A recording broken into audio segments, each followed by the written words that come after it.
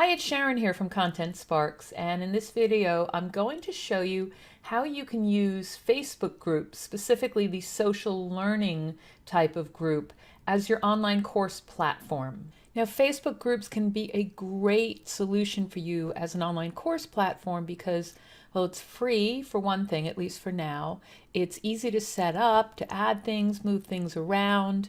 It's fairly intuitive. A lot of your customers, your students may already be on Facebook, so they're right there already. They don't have to log into somewhere different. It already has the community aspect, and you can live stream directly into it too. But remember, there are some downsides also. Free means that Facebook owns it, so they could also pull it at any time. And there isn't all the functionality of a full course platform like a Teachable.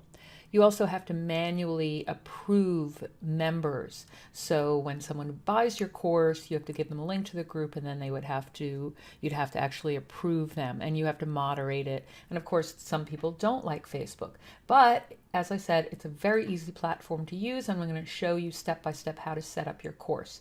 So you're going to start by actually creating a group, and you can see here that I have one that I'm just using as a demo, but you would just click on Create, and then Create Group, and it'll tell you to name your group. You're not going to add some people right away, and you're going to make it a closed group. So that means that while it'll be visible on the web, people can't actually enter it or get into it unless you approve them. You can also pin it to your shortcuts so that it shows up on your sidebar. So I won't create that right there because I've already set it up initially. I just haven't put anything into it yet.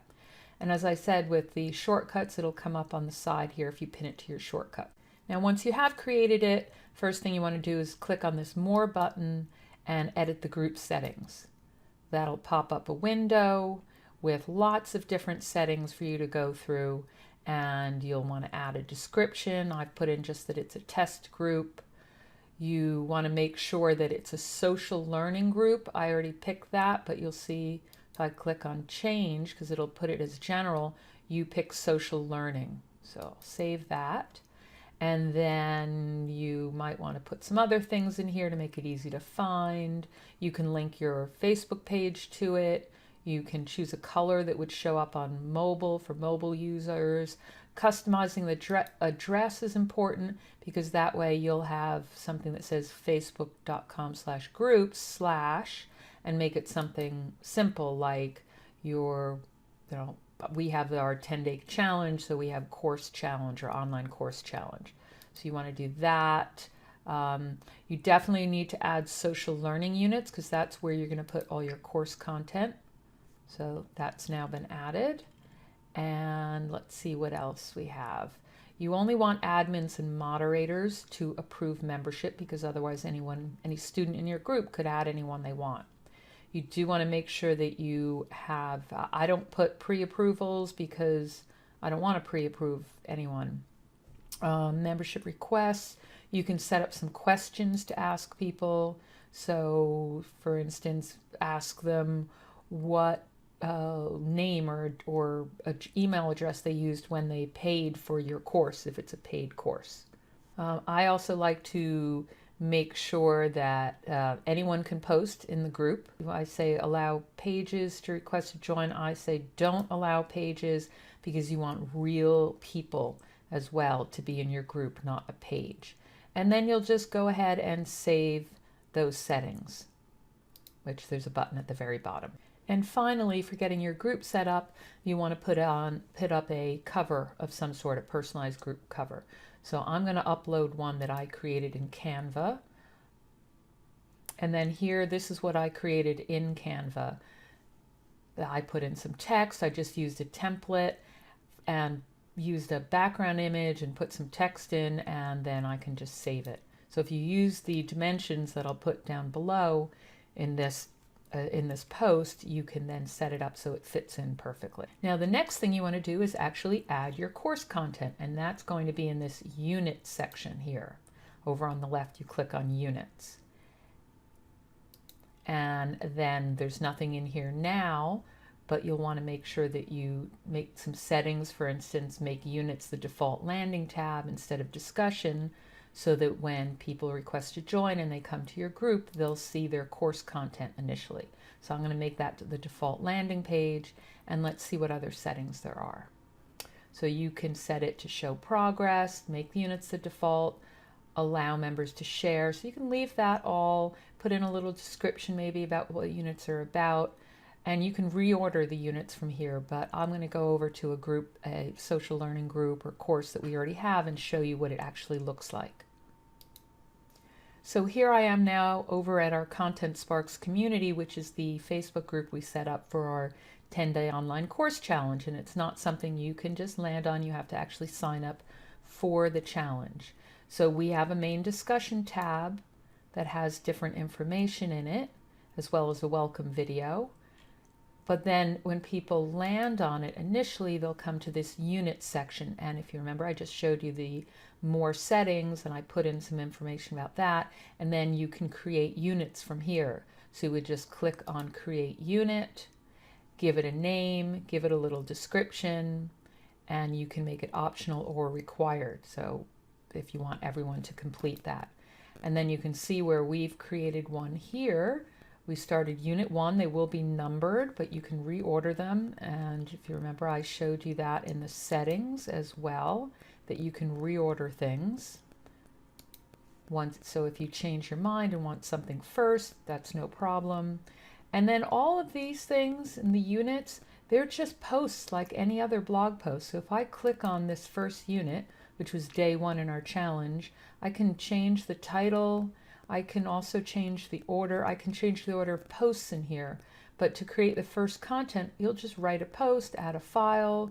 You can create a quiz even. And let's see what else we can do. You can create an event. So if you're going to do a live stream, you can put that in there.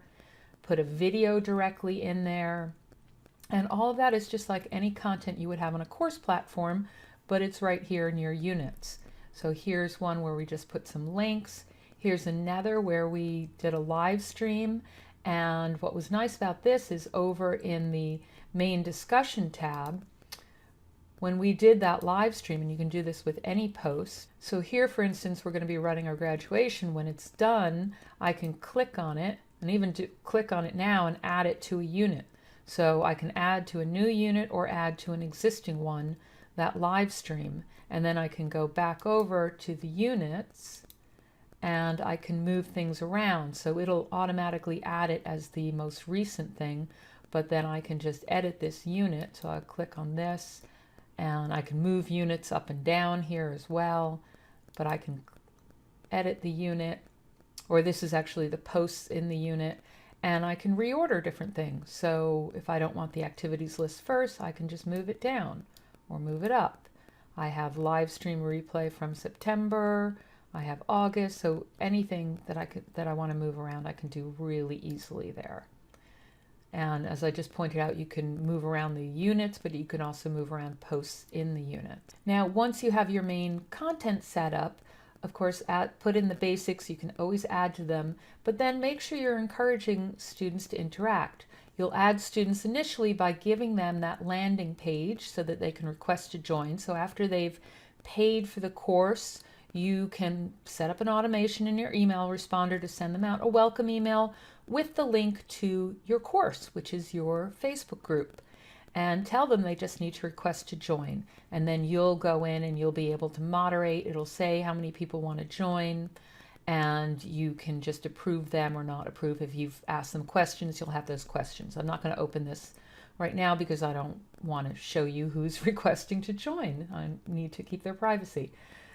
So over in the discussion, I've added a welcome post, as I mentioned, that tells people what to do with a little video, and I've pinned that to the top so you can see that you have the ability to pin, to make an announcement and then pin it to the top. You can have multiple announcements. And when we welcome people, we also give them a big shout out. And you could even have a post or something in the beginning, such as a first unit that has group rules. So that's an important thing to do too. I can show you that on our customer group, how we created a first unit that has group rules. So make that your first unit, and you can make that required that people go through that. And one final tip is you do want to use the community aspect of Facebook groups as your online course. Don't just make it about the units and the course content. Like here, we have a whole discussion going where people ask for feedback and we post live streams and we post links to tools or other resources. Especially if it's a paid course, people are going to be looking for additional resources and that interaction feature if it's on Facebook. But don't make this your only course platform too, because as I said, Facebook is not your platform. You're not paying for it, so you don't have total control over what happens to it. Make sure you back up your content and make sure you look into paid platforms like Teachable as your backup, and then you can have your free course on something like Facebook, or just use it as the community side with backup resources and have a main platform where you put your premium content. And remember that you can get content for your course from Content Sparks. We have all the content ready to go, and you can repurpose it to put into an online course platform like the unit section, the social learning groups on Facebook or some other platform. And all you have to do is put your own name and branding on it, edit it to fit your audience, and repurpose it in any way you want. Take care.